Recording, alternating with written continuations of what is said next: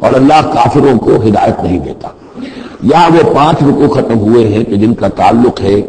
نبی اکرم صلی اللہ علیہ وسلم کی بعثت خاصہ الی اہل العرب، اس کی تکمیل ہو گئی، اس کے مقاصد پورے ہو گئے، اس کے زمین میں آخری احکام دے دیے گئے۔ اب جہاں سے جو شروع ہو رہا ہے 6 رکوع سے، جو میں نے آپ کو بتایا تھا کہ یہ غزوہ تبوک کا مسئلہ ہے، اس کا پس منظر بھی بیان کر چکا ہوں۔ سن 6 میں صلح حدیبیہ ہوئی، حضور صلی اللہ علیہ وسلم نے اس کے بعد آپ اپنے پیغامبر ایلچی اپنے خطوط نامہ مبارک بھیجے، باقی جگہوں پر جو ہوا سو ہوا، لیکن ایک شخص نے کہ جو رئیس بصرہ تھا، شرحبیل بن عمرو غسان کا، اور یہ تھا رومن امپائر کے تابع، ان کا باج گزار تھا، اس نے حضور کا جو وہاں گیا تھا نامہ بر خط لے کر گئے تھے حضرت حارث بن عمیر ازدی رضی اللہ تعالیٰ عنہ، انہیں قتل کر دیا، شہید کر دیا۔ سفیر کا قتل جو ہے وہ گویا کہ اعلان انگ ہوتا ہے، لہذا حضور نے ایک لشکر تیار کیا، 3000 مسلمانوں کو جمع کیا، حضرت زید بن حارثہ کو ان کے اوپر امیر بنایا اور لشکر بھیجا موتا کی طرف۔ یہ جنگ موتا ہوئی ہے سن 8 میں، جمادی الاولیٰ سن 8 میں جنگ موتا ہوئی ہے۔ اس میں ہوا یہ کہ وہاں سے رومیوں کا لشکر آ گیا 1 لاکھ کا،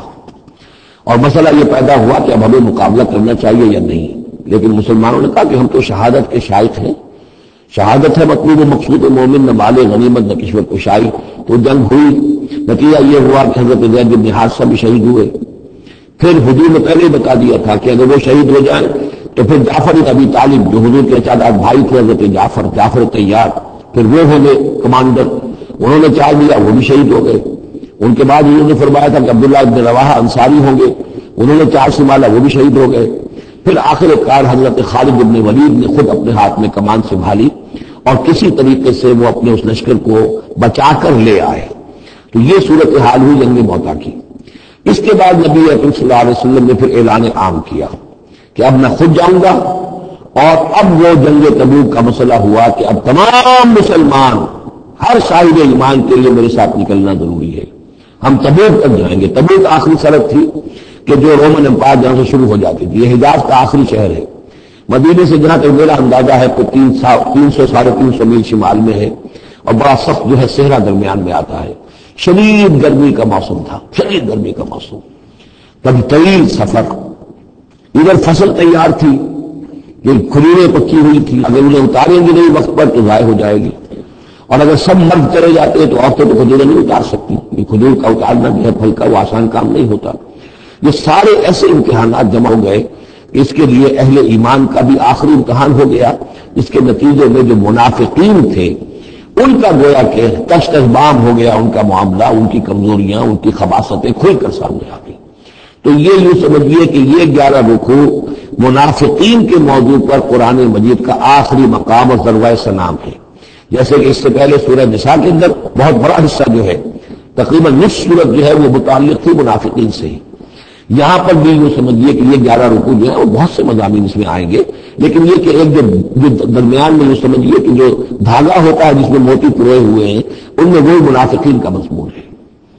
تو اس میں یہ ہے کہ آپ کو معلوم ہے کہ حضور 30,000 کا لشکر لے کر گئے تھے، اور اس میں وہاں جا کر ہرقل نگر سے موجود تھا ہرقلیس، لیکن اس نے مقابلے میں آنے کی ضرورت نہیں کی، وہ پہچان چکا تھا کہ یہ اللہ کے رسول ہے، اور میں اگر براہ راست ان کے مقابلے میں آؤں گا تو مار کھا جاؤں گا۔ حضور وہاں مقیم رہے، وہاں کے آس پاس کے لوگ آئے، انہوں نے معاہدے کیے، اپنی سرحدوں کو آپ نے محفوظ کیا، اور پھر آپ واپس آ گئے۔ گویا کہ جنگ کی نوبت نہیں آئی، لیکن یہ کہ دھاک بیٹھ گئی حضور کی اور مسلمانوں کی کہ سلطنت روما نے پسپائی اختیار کی ہے، رومن امپائر مقابلے میں آنے کی ہمت نہیں کر سکی۔ تو وہ جو بھی جنگ موتا کی وجہ سے جو کچھ ہوا اکھڑی تھی، اللہ تعالیٰ نے اس ہوا کو دوبارہ جو ہے قائم کر دیا۔ بہرحال اس کے بعد یہ سلسلہ آگے بڑھا حضرت ابوبکر کے زمانے میں، کیونکہ حضور نے اپنے مرض وفات میں بھی ایک لشکر تیار کر دیا تھا، اور زید بن حارثہ رضی اللہ تعالیٰ عنہ کے بیٹے حضرت اسامہ ابن زید کو اس کا سربراہ مقرر کیا تھا۔ جب آپ کا انتقال ہوا ہے تو وہ لشکر تیار تھا۔ اب اس موقع پر جو منافقین کی جان پر بن گئی تو خطاب تو شروع ہو رہا ہے یا ایھا الذین آمنوا سے، لیکن وہ بات ذہن میں رکھ لیجیے جو میں نے سورہ نساء میں آپ سے کہی تھی کہ منافقین سے بھی خطاب ہوتا ہے تو یا ایھا الذین آمنوا کے صیغے سے ہوتا ہے، اس لیے کہ وہ بھی مسلمان تھے، ایمان کا دعویٰ کرتے تھے۔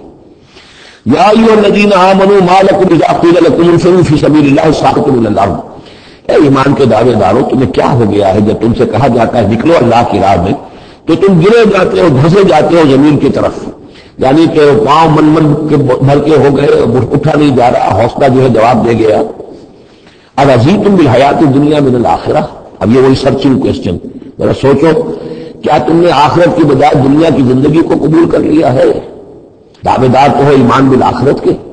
لیکن اگر تم اللہ کی راہ میں جنگ کے لیے نکلنے کے لیے تیار نہیں ہو تو اس کا مطلب یہ کہ تم آخرت ہاتھ سے دے کر اور دنیا خرید رہے ہو۔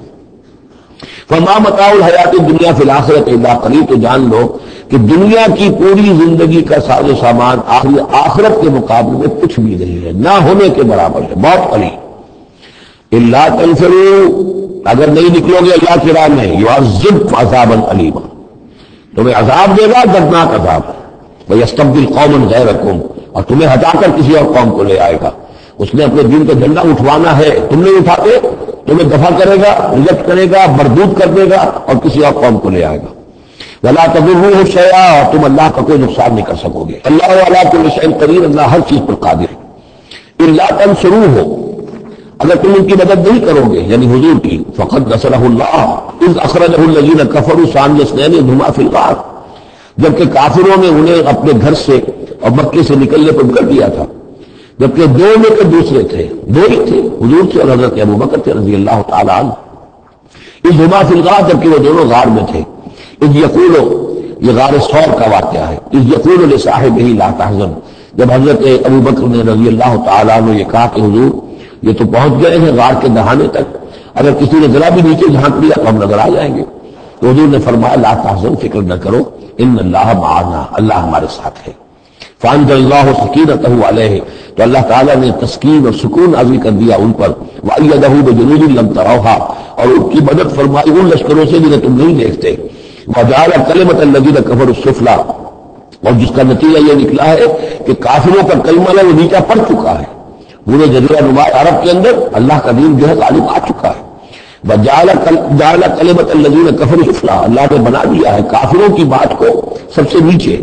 وکلمۃ اللہ ہی العلیاء، اور اللہ کا کلمہ تو سب سے اونچا ہے ہی، واللہ عزیز حکیم، اللہ تعالیٰ زبردست ہے، حکمت والا۔ انفروا خفافا وثقالا، نکلو خواہ ہلکے خواہ بوجھل، یہ ہلکے اور بوجھل کے دو پہلو ہو سکتے ہیں، یا تو داخلی طور پر بوجھل دل کے ساتھ نکلو یا آمادگی کے ساتھ نکلو، نکلنا پڑے گا۔ اب یہ نکلنا فرض عین ہے، یہ نفیر عام ہے، وہ بات گئی جب کہ صرف تحریض تھی، ترغیب تھی، وہ دور ختم ہوا، اب نکلنا پڑے گا، اس جنگ میں نفیر عام ہے، چاہے بوجھل دل کے ساتھ نکلو اور پھر کھلے دل کے ساتھ اور آمادگی کے ساتھ نکلو۔